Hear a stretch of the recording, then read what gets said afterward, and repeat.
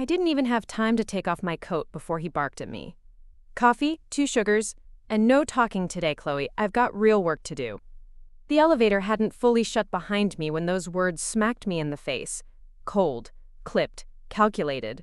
That was Damon Voss, my boss, at least on paper. But there's a difference between having power and knowing how to wield it. Damon had the title, I had the grit. My name is Chloe Marchand, 29. Executive assistant. London-born, Manchester-trained, and more resilient than a cockroach in a nuclear bunker. And this was the morning I decided I wouldn't take it anymore. Of course I didn't say anything, not then, not with my breath still visible in the winter air and the sleeves of my coat still damp from the sleet outside. I walked across the marble lobby, heels clacking like the tick of a clock winding toward a deadline I'd been ignoring for years. And with each step I felt it, the quiet decision uncoiling in my gut. It had been brewing, years of silent deductions, coffee orders that assumed I didn't have taste, errands that ignored my degrees, meetings where I took notes but wasn't counted, paychecks that barely acknowledged my weekends. But this time, something cracked. Maybe it was the way he didn't look up from his phone. Maybe it was the way he said no talking, like I was a malfunctioning Alexa. Maybe it was the 10,000 tiny humiliations that had calcified into something sharp and dangerous inside me. Whatever it was, I smiled. Of course, Mr. Voss, I said, my voice sugar-sweet, my heart volcanic. He didn't notice. He never did. The office was a mausoleum in winter. Chrome. Glass. Ice.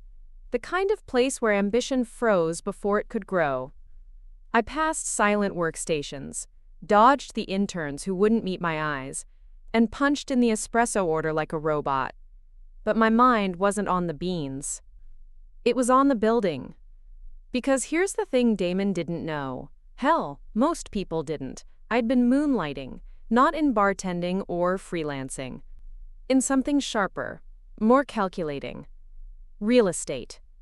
For 5 years, I'd been studying commercial property markets in my off hours, taking online courses with audio off and captions on, calling brokers during lunch breaks, learning about cap rates, yield curves, leasebacks, and depreciation shields, while pretending to check my Spotify. I even faked a dentist appointment once to attend an auction in Islington. I lost, badly, but I learned. Hard. And then, I got good. It started small. One ugly, forgotten storefront in Bristol, bought at auction, flipped in 8 months. Then a parcel in Leeds. Then a warehouse in Swindon. Quiet, private, profitable. Always under an LLC. Always off the books, always beneath the radar. Until 3 weeks ago. That's when I saw it, the listing for this building. Damon's building. It wasn't public. Not yet. But the signs were there. Ownership structure unraveling. Debt coming due. A foreign holding company selling off assets before a market correction. The kind of signs you only see if you're watching. And I was always watching. I pulled the listing from a friend's back-end commercial broker feed. Marchand Holdings, the LLC read. That was me.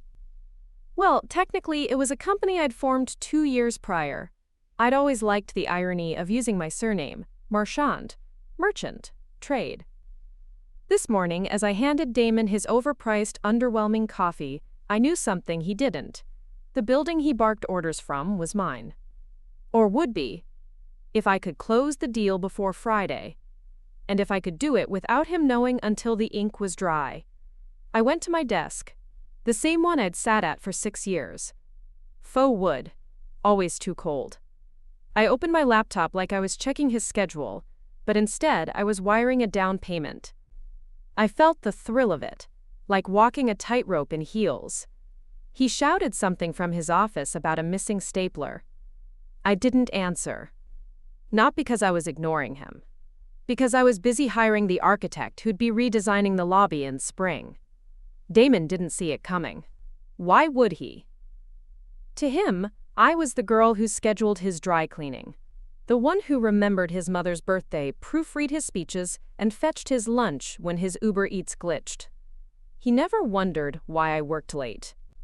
Or why I always had dual monitors. or why the server closet pinged a second Wi-Fi network under the name MarchinNet. He was about to learn. But first, I had to finish the play. Buying a building like this wasn't like buying a handbag, it was war. There were brokers, lawyers, and silent investors. I had 2 partners backing me, but I was the one doing the dance.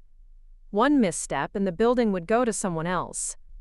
One slip and Damon would find out too soon and block the sale with the tenant union clause. Damon Voss didn't say a word. Not right away.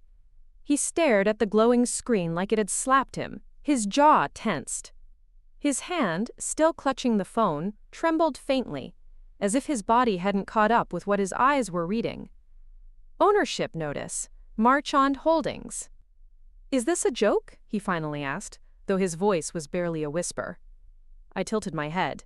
"Do I look like I'm joking, Damon?" He blinked. Still stunned. It wasn't just confusion. It was a complete system shutdown.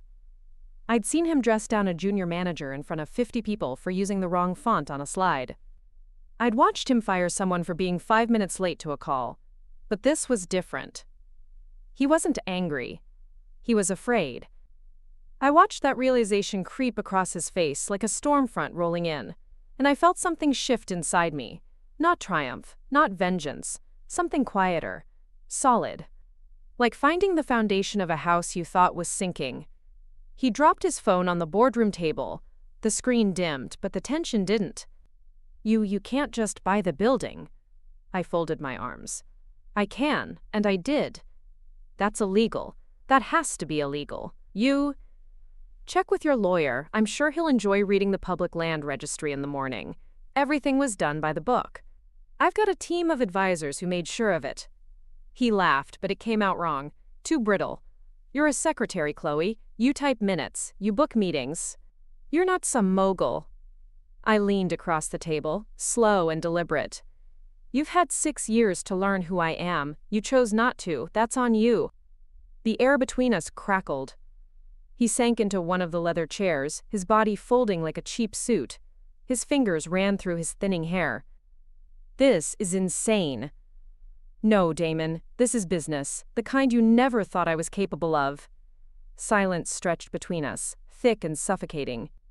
He stared at the floor like it might offer an escape. Then, quietly, bitterly, "What do you want?" I smiled. "You'll find out tomorrow." The next morning was colder than yesterday, the sky over London bruised in soft grays and sharp wind. I arrived early, earlier than usual. Building access now included a Marchand Holdings biometric scan. I watched from the mezzanine as Damon arrived, confused, badge not working, arguing with security until I sent the override. He stormed into the elevator like a man walking into his own funeral. I met him in the hallway. "Boardroom, 10 minutes. "I have clients." "No, you had clients. Now you have a meeting. Be there." He glared, but I saw the doubt in his eyes. He wasn't sure what game I was playing, but he knew he wasn't holding the pieces anymore. At 9 a.m. sharp, I walked into the boardroom. He was already there. So were 3 others, his co-founders, all stunned, all silent, clutching paper cups of coffee like lifelines. I stood at the head of the table, where Damon always used to sit. "Thank you all for coming. I'll be brief. As of 4:36 p.m. yesterday, Marchand Holdings is the new landlord of this property. Your lease, as you'll recall, contains a discretionary renewal clause. That clause has now been activated." Damon blinked. "You're evicting us?" "No, I'm restructuring you." "What the hell does that mean?" I placed a stack of folders on the table. Inside were contracts, new lease terms, new board structure, and a severance plan. "You can stay, under one condition. You step down as CEO, effective immediately." Damon's eyes bulged. "You think you can replace me?" "Already have." The door opened again. And in walked Talia Renton. Brilliant, underappreciated. Their former COO before Damon drove her out with sexist politics and a glass ceiling so low it bruised her forehead daily. She smiled at him like a cat walking back into the house it used to be chased from. Talia's returning as interim CEO, I said. She has full operational control, effective now. Damon stood up fast enough to knock his chair over. This is a hostile takeover. I met his fury with calm. No, this is a long overdue correction. Talia stepped forward. You told me I was too emotional for leadership. Funny, turns out Chloe was the one building an empire while you were busy micromanaging her lunch receipts. I watched his mouth open, then close, then open again. Nothing came out. Powerless. Finally. You have 24 hours to vacate your office, I said. You think this is over? I stepped closer. Damon, this is just the beginning. The weeks that followed were a blur of signatures, restructuring, and silent whispers across the company halls. Word spread fast. Chloe Marchand wasn't just the assistant anymore. She was the landlord, the architect of a quiet revolution, the woman who flipped the power table and made everyone rethink who they ignored. I stared at the message, its single line more venomous than 1,000 insults. You think this game is over? I have one move left. My fingers tightened around the phone, but I didn't move. Not at first. My brain parsed the threat, dissecting its tone, the choice of words, the timing.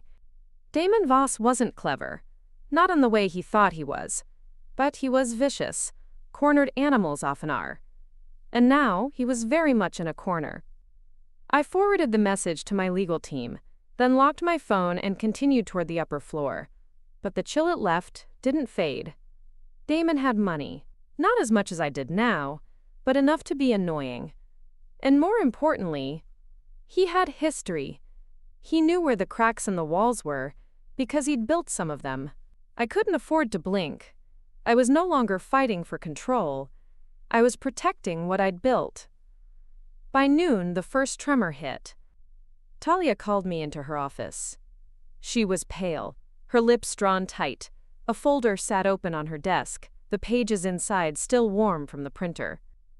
Chloe, she said quietly, he leaked a memo from the old board, dated 2 years ago. It outlines a strategy to block minority hires from management-level promotions. Your name is on it. I blinked. What? That's impossible. I know. I already compared the signatures. Yours is forged. Sloppily, but it won't matter. He sent it to 3 news outlets. And he's claiming it was your idea. I felt the floor tilt beneath me. Not because I was afraid people would believe it, but because I knew some would want to. This was the move. Character assassination. Damon couldn't beat me in the boardroom, so he was going to try to drown me in the court of public opinion. Talia's voice cut through the buzz in my ears. I can handle the press, but you need to prepare. He's aiming to turn you into a villain. I sat down slowly. My mind raced. Damage control, legal action, forensics on the document, chain of custody, timestamp metadata. He's desperate, I said. This won't be the only thing. It's not. Talia handed me another sheet. An anonymous tip to the London Financial Times. Marchand Holdings is a shell company funded by foreign oligarchs laundering capital through commercial properties. I almost laughed. Almost. But it wasn't funny. He wasn't trying to beat me. He was trying to erase me. That night, I didn't sleep. Instead, I sat by the window of my loft apartment, staring out at the Thames. The city was a ribbon of silent lights and slow-moving fog. My laptop sat open on the coffee table, notifications buzzing in the corner like bees in a jar. Social media was already turning. Hashtag March and Memo. Hashtag Note Your Hero. Some trolls. Some bots. Some opportunists who just liked watching someone powerful squirm. I saw people I'd helped, people I'd mentored, posting neutral statements. If true, this is disappointing. I've always admired Chloe, but silence is not an option. Not one of them asked me first. I'd expected it. But it still stung. I stared at the screen, at the fake memo, at the forged signature. I thought of Damon's message. I have one move left. But he was wrong. He had made his last move. And now it was my turn. The next morning, I walked into the building like it wasn't on fire. I wore black. Not because I was mourning, but because predators look twice before attacking something that doesn't flinch. I met with legal. We filed an immediate injunction. Hired a forensic analyst. Tracked the metadata on the leaked document. We already knew the printer it came from. Damon's old office. Signed in with his credentials. Time-stamped. I called a press conference. Everyone said not to. Wait, let the lawyers handle it. Let it blow over. No. This wasn't something to ride out. This was something to confront. I stood at the podium at 2 p.m. sharp, flanked by Talia and 2 legal reps. A document was leaked yesterday, I said.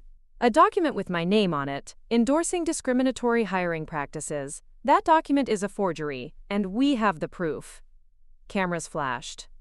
Let me be clear, I didn't come from power. I didn't inherit this building, this company, or my influence. I built them. And I will not let a man who fears my success dismantle it with lies. I laid out the forensics, the IP address, the metadata, the paper source, the login trail. This wasn't just an attack on me. This was an attack on every woman told she's too much, every assistant dismissed, every voice ignored until it echoed loud enough to shatter walls. The room was silent. And then, applause. Not from everyone, but enough. It was the beginning of a turn. By Thursday, the trolls were quieter. By Friday, Damon's legal counsel issued a retraction to the Financial Times. By Monday, I had a request. The address in the email led to a tucked-away cafe in Shoreditch, one of those nondescript places with no signage, barely 3 tables, and a bell above the door that rang like an old-school clock. I arrived early. Or so I thought. A man was already sitting in the back booth. He didn't look up when I entered, just took a sip from a chipped mug and turned a page of his notebook. He wasn't dressed like someone who wanted attention. Old jeans, faded blazer, scuffed boots. But his eyes were sharp, too sharp. He looked like the kind of man who noticed everything and said nothing until it was useful. I walked straight to the booth. You sent the email. He nodded once. Sit down, Ms. Marchand. I didn't like being summoned. I liked being informed. But curiosity outweighed pride. I sat. He slid a file across the table. This is how you bought the building. I frowned. I know how I bought it. I earned the money. I negotiated the deal. You think you did it alone? He said quietly. But you didn't. Not entirely. I opened the file. At first, it was familiar. Copies of the sale agreement, my LLC formation docs, wire transfers. Then I hit a page I didn't recognize. A financial backer, silent, foreign, listed under a shell company 2 steps removed from Martian Holdings. My stomach dropped. That's not possible. I never accepted outside money. Someone did. On your behalf, 2 years ago. Through a fund that got absorbed into one of your early flips. You were too deep in operations to see it. But it's there. I flipped through the rest. Emails, timestamps, capital injections. My hands went cold. Because the name at the top of the funding trail wasn't unfamiliar. Suf Victor Athens. I whispered it aloud. No, that's not. He's dead. No, the man said. He's missing. But his assets aren't. And some of them funded your empire, whether you knew it or not. I sat back. The cafe felt suddenly too quiet. Victor Athen wasn't just a name. He was legend, real estate mogul, disgraced financier, vanished after a corruption scandal 5 years ago. Half the city still whispered about where the money went. Apparently, part of it went to me. Who are you? I asked. The man reached into his pocket and slid a badge across the table. Private, not police, not Interpol. Times Compliance Intelligence Risk Bureau. I'm not here to arrest you, he said, but you're in something deeper than you thought. Damon's smear campaign was just smoke. This is the fire. I stared at the folder. He leaned forward. Someone used you, Chloe, and now they want something back. I didn't go home. I went to the office. sat at the edge of my desk and stared out at the city, files still clutched in my hand like it might burn a hole through my palm. I ran the numbers, the dates, the names. Victor Athen's fund had backed the purchase of a minor industrial plot I flipped 3 years ago. I'd used the profits from that to launch Marchand Holdings. Technically, it checked out. Morally, it made me sick. I hadn't known. But I should have. I opened my laptop and pulled up every transaction I'd made in 5 years, line by line, source by source. Anything I hadn't vetted personally. There were gaps. Not many, but enough to raise questions. And Damon had probably known. His one move left hadn't been the memo. It had been to point someone else toward the skeletons I didn't know were in my closet. The next morning, the anonymous email account pinged again. A video.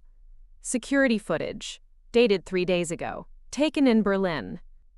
A man in a scarf and sunglasses walking briskly through a side street, clean-shaven, expensive shoes. Then, he looked up at the camera. My stomach turned. Victor Athen. Still alive. Still moving. And watching me. Hyant. The message sat on my screen like a riddle wrapped in a bomb. You think this game is over? I have one move left. I didn't reply. I didn't even blink. I just copied the text, sent it to my legal team with a timestamp, and slid my phone into my desk drawer like I was locking away a ghost. But ghosts don't stay buried. And Damon Voss wasn't a ghost. He was a cornered predator, and predators don't bluff, not when they're desperate. By mid-morning, the whispers started.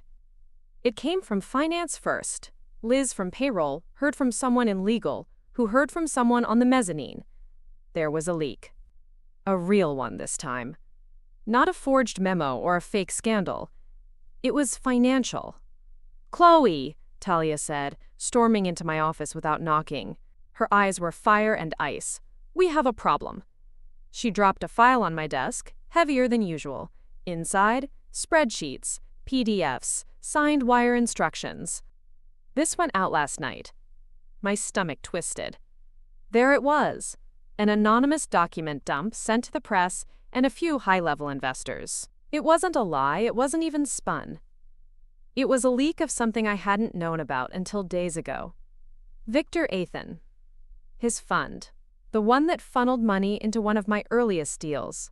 A deal that helped launch Marchand Holdings. The story was framed carefully. Marchand Empire linked to disgraced financier. They didn't accuse me of wrongdoing directly, but the implication was clear. I hadn't built my empire alone, and maybe I hadn't built it cleanly.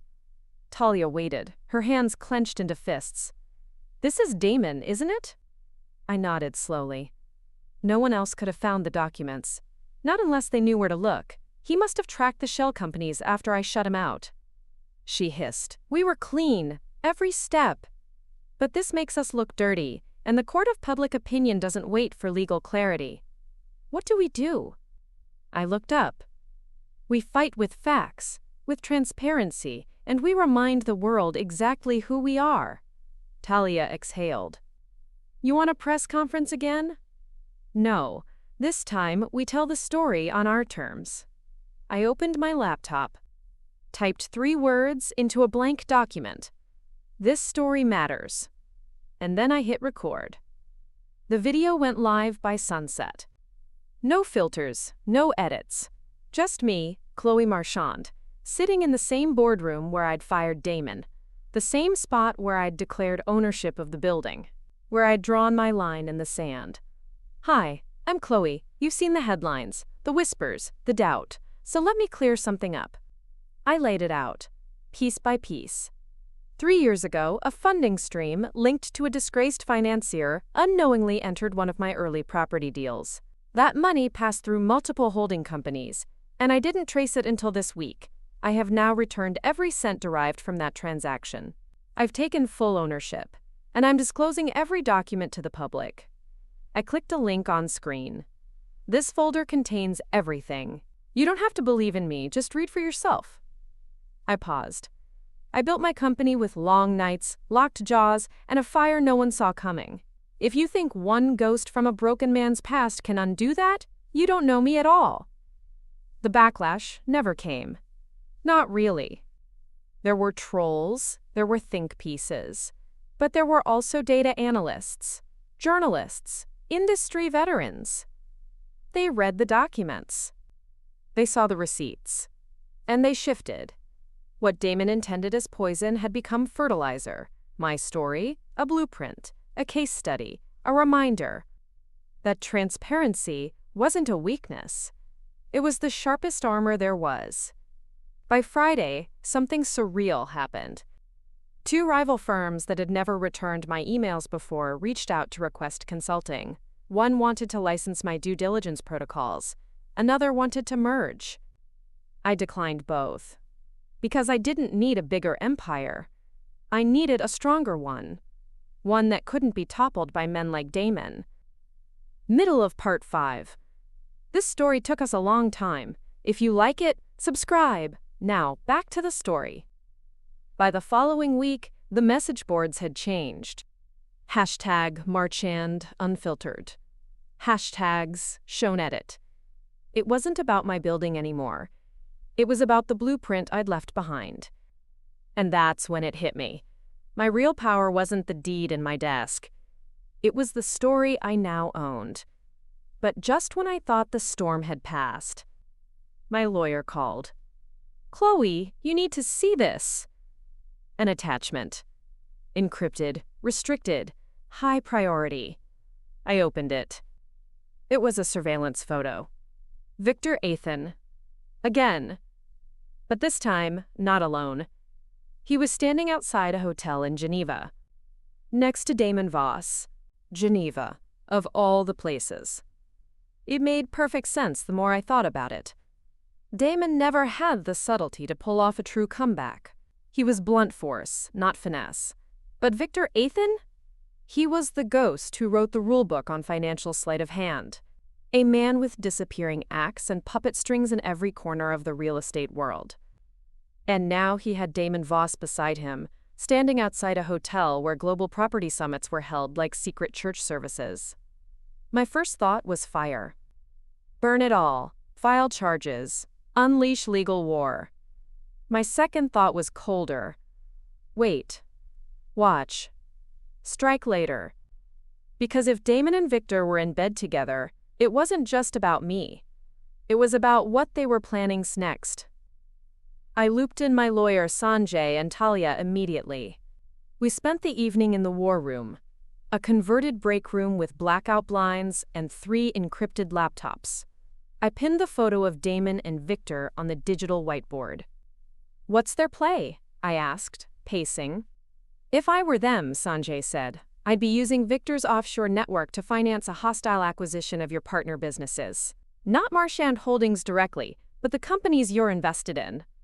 Starve the empire," Talia added, "cut off her supply lines." I nodded. "So we go defensive, alert our secondary boards, liquidate vulnerable shares, strengthen our portfolio walls." "Already in motion," Sanjay said, typing rapidly. I stopped pacing. "We're not just defending, we're hunting. I want every deal Victor's name has touched in the last 6 months. Shell companies, silent partners, ghost accounts. If he breathes near one of my buildings, I want to know." By morning, we had our first lead. A minor development deal in Edinburgh. A boutique hotel renovation that looked like nothing special, until we traced the capital. It led through 4 shell companies, 2 of which had previous ties to Victor's hedge fund. I made the call myself. "This is Chloe Marchand. I'd like to purchase your remaining stake. Today." The man on the other end stammered. "It's not for sale." "It is now. And I'm offering 15% above valuation. But the offer expires in 90 minutes. He took it. We cut off one artery.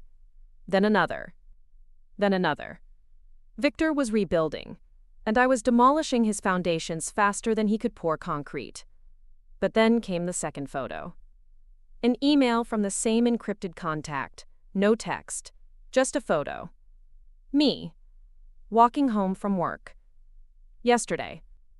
The timestamp in the corner was unmistakable. Victor wasn't just in Geneva. He had eyes here. Security was tightened overnight. My apartment got surveillance. The office added biometrics to every floor. But the sense of safety? That was gone. I felt it in the way I walked. Shoulders tense, breath shorter. Like I was back at square one, only the stakes were higher. Victor had stayed hidden for 5 years. That wasn't luck. That was a skill. And now he wasn't hiding anymore. Which meant he didn't have to. Which meant he was ready. By Thursday, the attack came. But it didn't start with buildings. It started with Nora's people. 3 members of my board received anonymous dossiers. Photos. Old texts. Edited voicemails made to look like I'd bribed a zoning official back in the early flips. They weren't real. But they were real enough. Board confidence started to waver.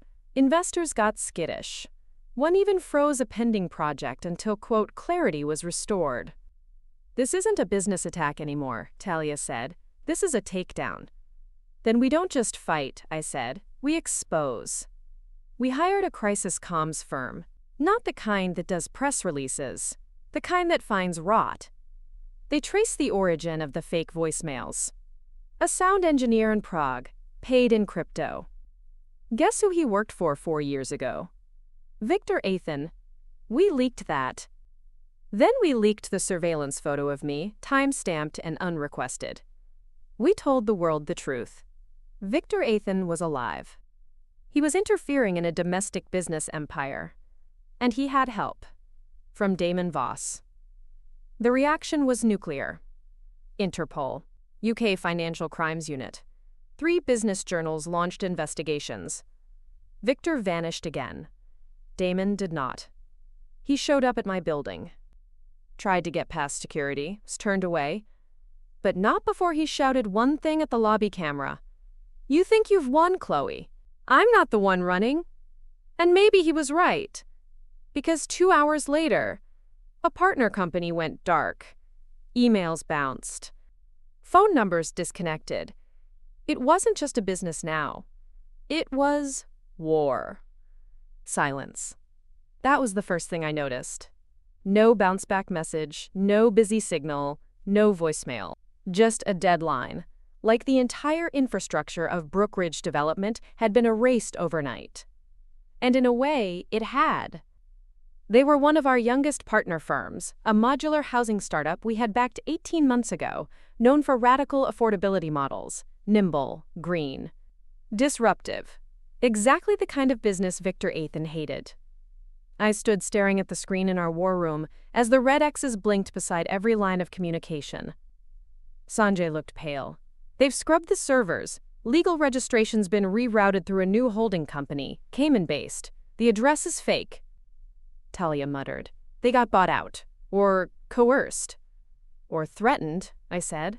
My throat was dry. This wasn't just about me anymore. Victor was dismantling the future. One innovation, one risk-taker, one idealistic project at a time. And I had a list. A long one. That night, I drove to Brookridge's last known address, a sleek office block in South Bank. The building was dark, empty, stripped of branding. A janitor sweeping the sidewalk outside looked up as I approached. They left, he said simply, 5 nights ago, took everything. Computers, signs, even the blinds. Didn't say goodbye. Did they say who bought them? He nodded toward the skip in the alley. They didn't say anything, but someone came by yesterday.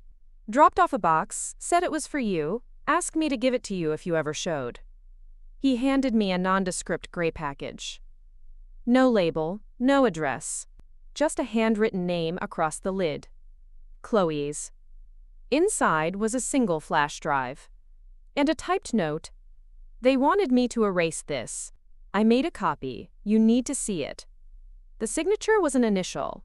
Prasisav Siabayel Sier. I drove straight to the office. Talia met me there. Sanjay joined via secure line. The flash drive loaded fast. 1 folder. 3 videos. The first was a screen recording, a Brookridge investor call. Damon's voice, crisp, clipped, full of his usual arrogance. You'll receive 10 times the valuation, but only if you transfer everything. Licensing, patents, IP, and source code. This isn't a negotiation, it's a bailout. Gasps. Then, silence.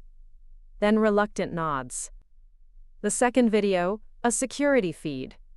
Victor Athan, in a black coat, standing in the Brookridge server room, watching a technician wipe drives. The timestamp was from 3 nights ago. He left nothing behind. Except, he looked directly into the camera for 3 full seconds. Then smiled. Then walked away. The third video was harder. It was a goodbye. From the CEO of Brookridge, her eyes red, her hands shaking. To Chloe Marchand, you believed in us. You gave us our first runway. I'm sorry. I didn't have a choice. They offered us money and threats. They know where my daughter goes to school. My heart stopped. This isn't about business anymore. It's about fear. I'm walking away. But I won't forget what you taught me. She leaned in. Finish it, for all of us. I shut the laptop. The war room was silent. Talia whispered, "This is criminal. This is psychological warfare," Sanjay said. "They're trying to make her feel responsible, cripple her with guilt, make her walk away." But they didn't know me. Not like that. Guilt didn't break me. It focused me. The next morning, we launched the next phase. Operation Hydra. A decentralized expansion strategy I'd designed in case of hostile acquisition, fragmenting our business arms into autonomous satellites, each with their own legal shields and redundancy protocols. We went full Hydra, cut off one head, 3 more take its place. I personally called every CEO I'd ever invested in, warned them, offered backup servers, encryption packages, relocation grants. Most said yes. Some were too scared. But all of them knew I'm Maine. Victor wasn't a legend anymore. He was a terrorist in a tailored suit. And I was the firewall. By Friday, we were stable again. Not whole, but fortified. I sat in my office staring out the window, watching the rain roll sideways across the skyline, when a call came in. Blocked number. I picked up. Chloe Marchand. Silence. Then, "They think you're winning." I froze. "Victor. Live." His voice was softer than I expected, controlled, chilling. "But you're not. You've just survived. Survival isn't power. Survival is begging, and I never beg." "You should try it sometime," I said, keeping my voice even. He laughed. I didn't sleep that night. Not because I was afraid, though fear clung to the corners of my room like smoke, but because my brain wouldn't stop calculating. Every whisper Victor had made since resurfacing was part of a larger equation. I didn't yet know what the variable was, but I could feel it. There was a bigger plan beneath the noise, a deeper layer under the threats. He wasn't just attacking my reputation. He was laying a trap, and I was tired of waiting for it to spring. By morning, I had a team in motion. Sanjay called in 3 cybersecurity consultants. Talia had our internal PR firm draft a defensive statement in case Victor's next leak hit press. But I wasn't waiting for reaction. I was going on offense. Operation Hydra had stabilized our outer satellites. But it wasn't enough. Victor had planted seeds of doubt. We needed a symbol, a move so powerful it would shift the narrative globally. So I made a list. Not of companies, of people. The women, the assistants, the interns, the overlooked. I called a summit, invited every female founder I'd ever mentored, every executive assistant turned entrepreneur, every single woman who had once been dismissed with the words, "just a secretary." We met on a Thursday, in the same boardroom Damon used to use to belittle me. There were 42 of us, and I said the words out loud. Victor Athan wants a war, we'll give him one, not with bullets, with brilliance. Kura pays me. We launched the initiative publicly the next week. Project Vera, an accelerator named after my late grandmother Vera Marchand, who cleaned houses by day and taught me how to read financial statements by night. Vera stood for TIVE Vision, Equity, Resilience, Access. And it hit like a bomb. We announced a £12 million fund, fully transparent, designed to back first-time female entrepreneurs, especially those overlooked by traditional VC. And then we added the twist. Every company funded by Vera would have their first 2 years of operating space subsidized by buildings owned by Marchand Holdings. The message was clear. We don't just invest, we protect. The press jumped on it, even those who had doubted me after the Athen leak. The Times called it the most comprehensive female-first urban incubator in UK history. The Guardian said it, quote, dared to make empire building a feminist act. Even the Financial Times, who had once run a hit piece on me, reversed its stance. For 2 weeks, the tide shifted. Victor was silent. Too silent. And then he moved. It started with an email. From a journalist I trusted. Subject line, heads up. The body. We received a whistleblower package about Vera. Claims the fund is seeded with dirty money tied to offshore laundering. Not publishing until we verify. But they sent internal docs, they look real. I sat perfectly still. I called Sanjay. Within an hour he had the documents. They look real. Spreadsheets. Signatures. Offshore accounts. But there was one problem. They were too clean. Perfect formatting. Exact decimal alignment. No human error. They're fabricated, Sanjay said, no question. AI-generated overlays on real forms. Someone got access to our internal templates and layered forged data over them. Can we prove it? We can disprove it. Metadata timestamps conflict. None of these PDFs ever touched our systems. So someone is pretending to be Little's inside Marchand Holdings. He nodded. Someone wants it to look like you're laundering money through your most public philanthropic project. Victor. It was the reputational kill shot. I had gone too public, too powerful, too quickly. And now he wanted to make an example of me. We prepared a statement. Released the metadata. Even showed a behind-the-scenes video of our compliance team manually logging donations. But we knew the risk. If the lie spread faster than the truth, Vera could be destroyed before it had a chance to begin. So I made the hardest call of my career. We paused the fund. Publicly. We are temporarily halting Vera onboarding while we complete a full independent forensic audit, I said on a live stream. Not because we're guilty, because we're serious. About trust, about truth, about transparency. It was the right move. But it still hurt. And Victor knew it. That night, I received a package. No return address. Just a black folder. Inside, a single photo. Me. Sitting at my desk.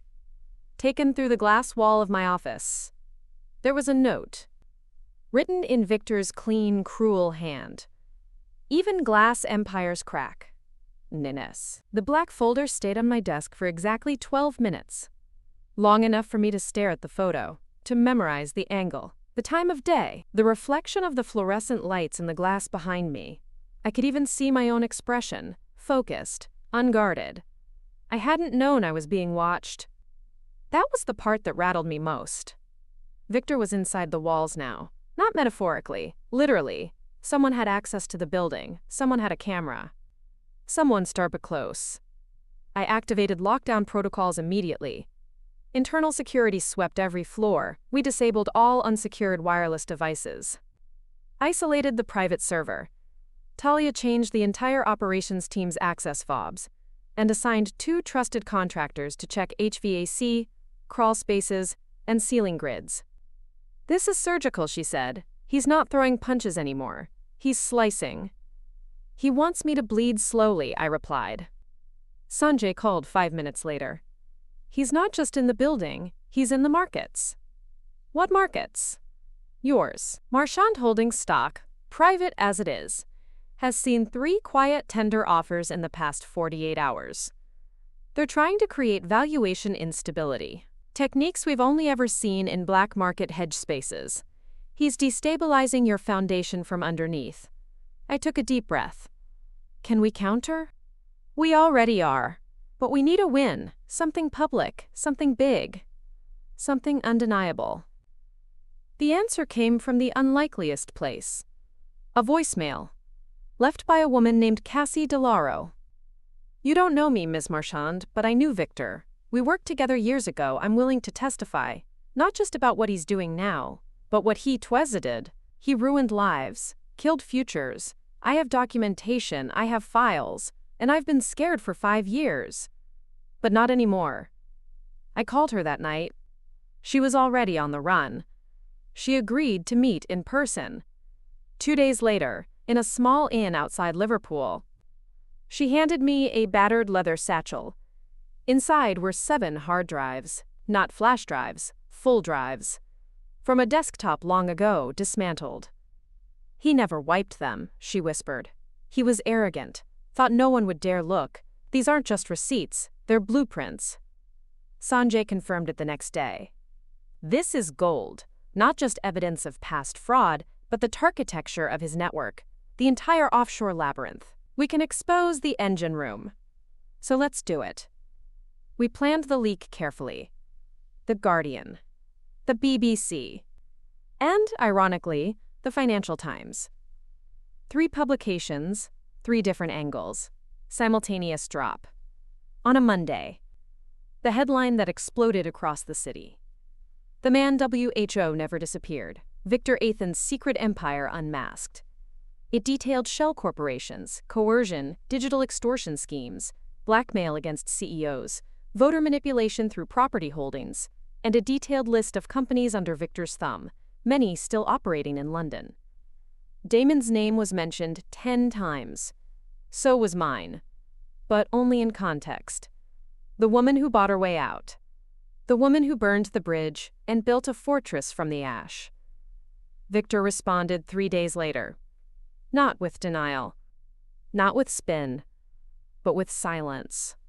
And then, something even worse. His entire known network of entities, 37 companies, self-liquidated. Overnight. It was scorched earth. He was erasing the evidence faster than we could trace it. I watched the server logs in real time, names vanishing, sites going dark, directors resigning in batches. He was folding the board, which meant one thing. He had a Nudidstraction. It came through a proxy in Liechtenstein. A new firm, anonymous, but aggressive. With an offer. We'd like to acquire full ownership of Marchand Holdings, quietly. They offered triple our valuation. No name. No face. But I knew. It was Victor. Should we report this? Talia asked. No. Why not? Because we're going to say yes. She stared at me. You want to sell the company? No, I want to Asterix bait the spider. I smiled coldly. Let him think he's about to own me. Let him walk right into the deal, and then we trap him. The first meeting was set for Tuesday, a conference room in Zurich, neutral territory, fake names, scrubbed phones, no assistants. Victor had taken the bait. He thought I was selling. He thought I was desperate. He thought he'd won. He didn't know I had a secret clause buried 5 levels deep in the asset agreement. An automatic trigger that reported every signatory to 3 international financial oversight bodies the moment the contract was touched. He didn't know I'd flown Sanjay and a forensic analyst to Zurich ahead of me to wire the room. He didn't know that I had eyes on every hallway, every elevator, every exit. And he sure as hell didn't know who else was coming to the table. Because this wasn't just about catching him in the act. It was about burning the act down. I landed in Zurich at 4:12 p.m. Talia met me at the hotel. Her expression was all adrenaline and calculation. He's already here, she said. Checked in under the name Simon Vetter. He thinks the meeting's just you. Good, keep it that way. We entered the meeting suite at precisely 5 o'clock. A long glass table, white leather chairs, panoramic views of the city, all pristine, all fake. Victor entered 2 minutes later. He looked thinner, hungrier, eyes like twin drills, that same black coat. Ms. Marchand, he said, as if we were strangers, or shall I say, seller. I didn't flinch. Let's begin. He laid out the acquisition terms. Too generous, too clean. His confidence reeked.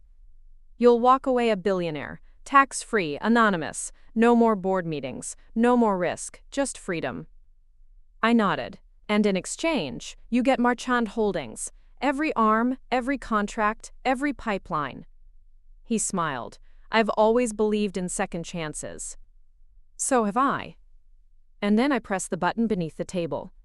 Behind the two-way mirror, the recording began. Real-time capture, clean audio. And the contracts? Salted with traceable code, proof of intent, proof of wire fraud, proof of identity laundering. Victor froze when he saw the screen behind me light up. What's that? That's every agency that's about to know exactly who you are, where you are, and what you've done. His face didn't change at first. Then his lip curled. You think this ends me? No, but it starts the ending. The fallout was instantaneous. Interpol intercepted his plane within 36 hours. The Swiss authorities froze 5 accounts tied to his aliases. 4 CEOs issued statements detailing his coercion and confirming his connection to the Brookridge disappearance. And Damon Voss? He vanished again. But not before leaking one final statement. I was used. I didn't know what Victor was capable of. Chloe is dangerous. I didn't respond. Because I didn't need to. The truth was doing the work now. Within a week, the forensic firm confirmed what we already knew. The fake Vera documents were constructed using proprietary AI developed under one of Victor's shells. Every false whisper, every fake form, every strategic leak, all of it traced back. Vera's pause was lifted. The fund resumed. 3 startups launched within the first 48 hours. And Project Vera became something more than a fund. It became a message that when systems fail, tribes twain, we build new ones. I stood at the edge of the building, the one Damon once ruled, the one Victor once wanted. Below, the city thrummed with quiet noise. But up here, it was calm. Talia joined me. He'll go underground again, you know that. I'm counting on it, I said, but this time, I'll be watching first. She nodded. We've already started hearing from whistleblowers, women who worked for him, accounts, paper trails. He was worse than we thought. They always are. We stood there, side by side, until the sun dipped below the skyline. And for the first time since this all began, I didn't feel hunted. I felt whole, Mama's whole. And then my phone buzzed. A new message. From a number I didn't recognize. Just 5 words. You're not done yet, Chloe. Not. I didn't recognize the number, but I knew what the message meant. You're not done yet, Chloe. 5 words. No punctuation, no threat. Just a whisper in the dark. I stared at the screen, motionless. Talia leaned over my shoulder, reading it too. Think it's Victor? No, I said quietly. It's not his style. Victor was a scalpel, precise, cold, predictable in his vanity. This wasn't his voice. This was something else. Something older. 2 days later, I got my answer. A letter. Typed, signed in ink, no return address. Delivered by hand. It was from Lucian Rythy, a name I hadn't heard in years. He was the reason I'd gotten my first internship. The man who wrote the white paper on offshore logistics that became my Bible in year 2 of Marchand Holdings. A quiet legend. And now, he was reaching out. Chloe, what you did to Victor shook a lot of foundations. Some of those foundations were built on bodies you've never heard of. We've been watching you for a while. and some of us think it's time you saw the rest of the map. If you're interested in the next chapter, not just in defense but in design, come to Amsterdam, July 12th. There will be a room, a question, and a door. It's up to you whether you walk through it. No signature, just an address. I didn't tell Sanjay, didn't tell Talia. Not because I didn't trust them, but because I needed to go as Thymeisem, not as a CEO, not as a brand. Just Chloe Marchand. The woman who started as a secretary and now owned an empire built out of fire, grit, and steel. The address was an art gallery. Private.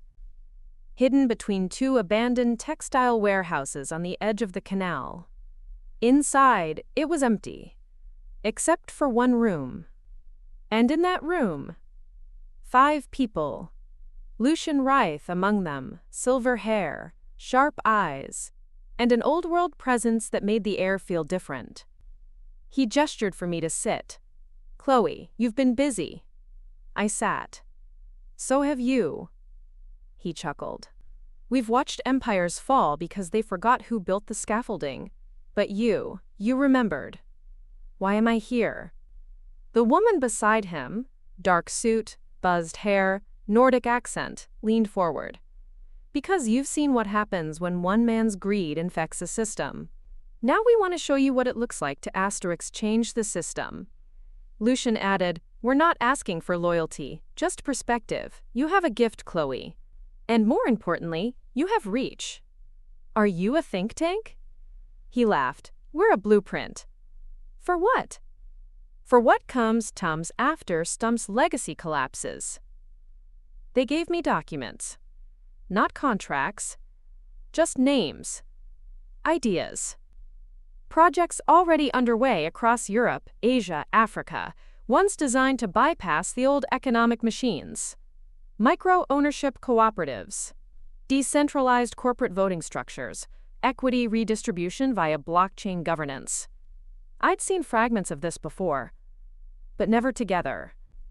Never this quietly. Never this ready. "You want me to join?"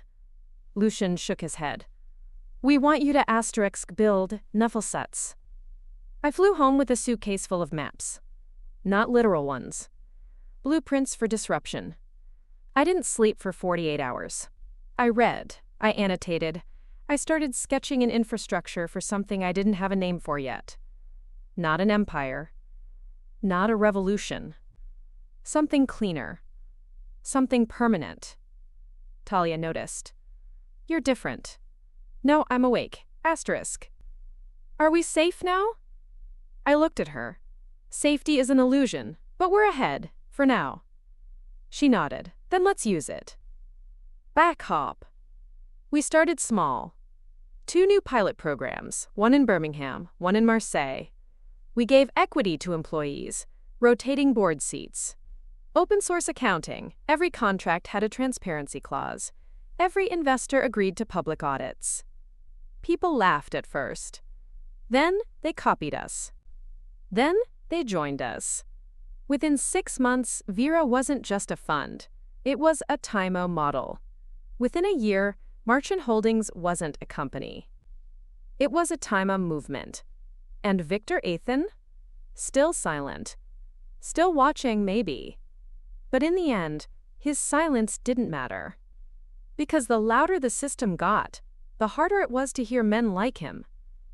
The last message I ever got from him came 6 months later. A photo. Of a chessboard. The white queen still standing. Black king tipped over. No text. I smiled. And replied. "Taming, game over. Quesenling dischen grounds." The message didn't rattle me. Not like before. I didn't panic, didn't forward it to legal, didn't wake Sanjay or have Talia sweep the firewalls. I just looked at those 5 words and smiled to myself. "You're not done yet, Chloe?" Good. Because I wasn't. 3 months later, we launched the next evolution of Vera. Not a fund. Not a building. A DAMS platform. We called it VeraCore, a central intelligence engine for female-founded enterprises across Europe, a fusion of capital, compliance, communication, and code, decentralized, transparent, frictionless, and most importantly, shared. No one owned it. Everyone fed it. It became the nervous system of our movement. We expanded into 27 cities. 59 companies went live within the first month. By quarter's end, we had full-stack analytics proving what we already knew. When women controlled the infrastructure, productivity went up, retention improved, innovation multiplied. Suddenly, we weren't just part of the economy. We were trite outpacing it. I rarely sat in the office anymore. The building still bore my name, but it wasn't my home. Not anymore. I was on the road, Lisbon, Stockholm, Lagos, Atlanta, meeting with fund managers, grassroots accelerators, ex-legislators looking to reinvent their influence. Everyone wanted to know the same thing. How did I do it? And my answer was always the same. I didn't do it alone. Damon Voss resurfaced briefly in Montenegro. Tried to launch a ghost company mimicking Vera's model. He was laughed out of the pitch meeting. Victor Athan stayed buried. At least publicly. Every so often I'd get another message, a chessboard, a Latin phrase, a weather report for a city I'd never visited. Victor didn't like losing. But even he knew it was over. Because when the house burns down, you can't go back inside. I still kept the first flash drive, the one from Brookridge, in my top drawer. Not because I needed the reminder, but because it was Tarse-proof Berdams. That even when they tried to erase us, we wrote ourselves back in. Stronger. Sharper. Unignorable. In October, we held the first Vera World Assembly in Edinburgh. 600 women, 12 countries, 48 panels, one guiding theme. Tardy, design the future, don't wait for it. I stood on the stage in the closing session, staring out at a room that no longer needed convincing. They knew Poxon. They'd seen what happened when a secretary stopped serving coffee and started serving justice. I began. They told me I was just a secretary. A pause. They said I belonged behind the glass, not in front of it. That I was good with calendars, but not with capital. Laughter rippled. And for a while, I believed them.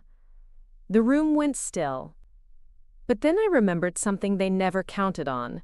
Calendars keep time, but secretaries make it. We manage chaos. We track the untrackable. We learn how people move, how empires operate, how silence is weaponized. I smiled. So when I finally stepped through the glass, I wasn't lost. I wasn't scared. I was ready. Asterisk. That night, I stood alone on the rooftop of the hotel, the wind soft, the stars wide open. My phone buzzed one last time. An old number. No message. Just a file. Titled, The Next One Stopoli Sas. I opened it. A list of names. Dozens, maybe hundreds. Women in systems like the one I used to be in. All buried. All brilliant. All waiting. At the bottom. This isn't over. Pass the match. I closed the file, looked out at the lights, and whispered, Your turn. 2 more great stories are next. Don't miss them. Subscribe and turn on notifications. Maio,